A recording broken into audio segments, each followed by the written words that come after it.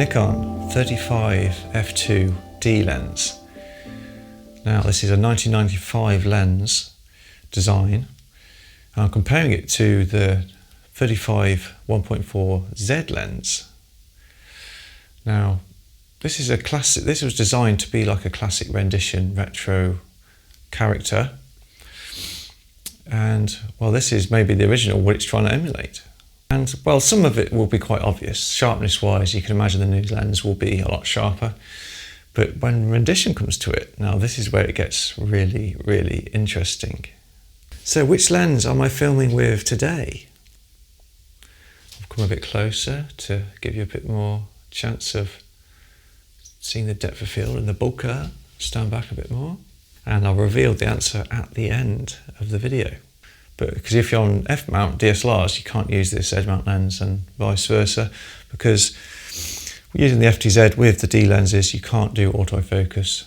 It's manual only, but which is feasible, which is better than ever now, because you have focus peaking, 100% zoom, and it's a lot better than ever to use manual lenses. So I bought the D lens to use on my D700 because I wanted a small, light street travel option.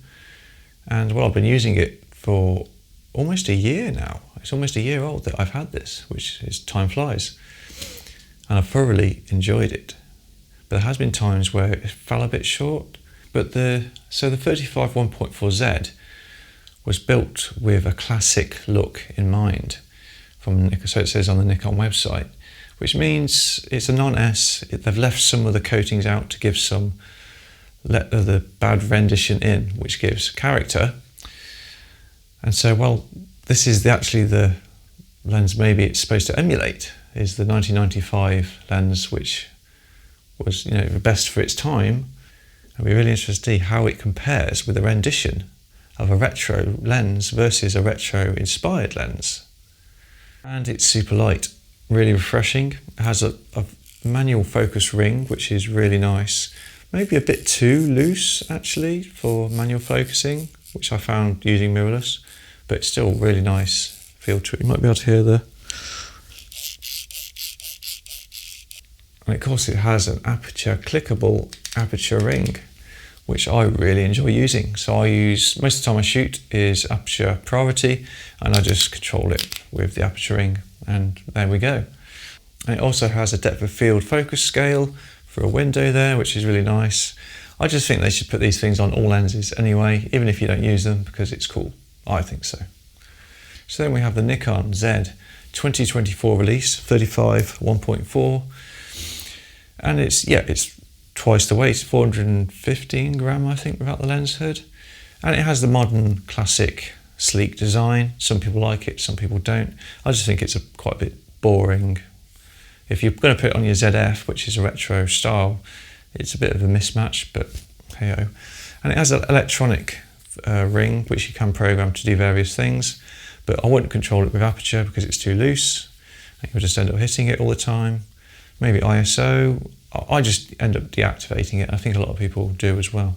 So you can see by the size comparison differences there, it's twice the size and it's twice the weight. Yeah, but do you get twice the lens? Do you get twice the sharpness? Do you get twice the rendition? Is the image quality twice as good? We can expect that the 30-year-old lens isn't going to compete in sharpness with a new lens, or is it? Let's find out. Glasses on time, 100% pixel peeping. Without cropping in or looking at the details too much, they look almost the same. Okay, 100% the sharpness. The Z lens has a higher contrast and a bit more crispness to it, but it's very close indeed. So when I turn the 1.4 lens at 1.4, the sharpness hasn't changed that much.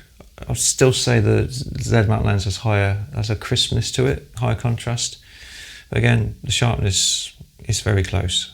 And 2.8 on both of them. I'd say the Z lens is leading away a bit now, but it's still very close. They both got sharper. And at f4, yep, they're both sharper. I'd actually say the D lens looks a bit sharper here than the Z-mount lens. So let's look at the bokeh, the rendition. And this is where it starts to get a bit more interesting. So if both on f2 Again, it's almost identical. It is like the Z mount lens has copied the F2 rendition, because they both have that soap bubble effect. The edges are quite hard on the bokeh, and they both have the soap bubbles inside those little dots. But of course, if you change to 1.4, the bokeh bubbles get a lot bigger. But you also start to see the more of the rendition old characteristics come in as well, don't you? So when you stop the F2 lens down, you start to get more sharper edges. They turn into different shapes. So interesting experiment. I'm using it on the D700, so I'm now comparing the D700 with the Z8. Obviously, completely different eras of cameras too. The D700 has a different texture and feel to the photo straight out of camera than the Z8. That's the way it's designed, and I like the D700 for that. So the textures are a lot softer and smoother. Even with the colours, they're more muted in this situation. The D700 always emphasises the greens, which I really love. Without even cropping in, you can see the differences in the colour, texture, and rendition and sharpness. That doesn't mean it's lesser, it just means it's different. So on the subject, yeah, the owl is a lot sharper, but if you look at the background on the Z8, the background is a lot sharper and busy as well. Even the bokeh with the Z8 is a lot busier, edgier, sharper, and not so nice in my opinion. And that's why one of the reasons I love using this D700 for the straight out camera images, which have a softer, creamier texture while maintaining different colour tones as well, which I really enjoy. You can see the D700 with the D lens actually has less flaring and chromatic aberration than the Z8 with the 35 1.4 Z lens. So you can see here also the colour differences. I much prefer the D700 straight out of camera. It has much softer blues and colours. But yeah, the sun flares shooting into the sun, you can see with the Z8 there's massive issues there. And that's what I don't like. You don't want those particularly in an image. I don't like them. They're just distracting and you can't get rid of them very easily. However, the new Z lens deals with chromatic aberration a lot better. It's less evident in a lot of situations. And it also goes for other rendition issues. So they both have heavy vignetting wide open and distortion. They both have heavy distortion when shooting closer to the lens, which I really don't like. I hate dealing with distortion. I know the computer can deal with it, but it's never really convincing and it's always tricky to do. Really interesting results here. So the new Z lens, which is supposed to emulate the classic lens, does so actually has more retro rendition than the actual lens it's supposed to emulate. So the retro style lens is actually more retro than the actual retro lens. Yeah. Of course, most of the time I bought this lens to use on the D700 and it's phenomenal. It really does accentuate the D700 look and texture of the files anyway, and it adds those renditions, the retro renditions that I like. Smoother textures, nice bokeh. D lens for £184 in mint condition. It's been cleaned. You have to be careful of fungus and things like that with old lenses, but yeah, £184. And I got the 35 1.4 lens for £480. So twice the price, twice the size, and twice the weight.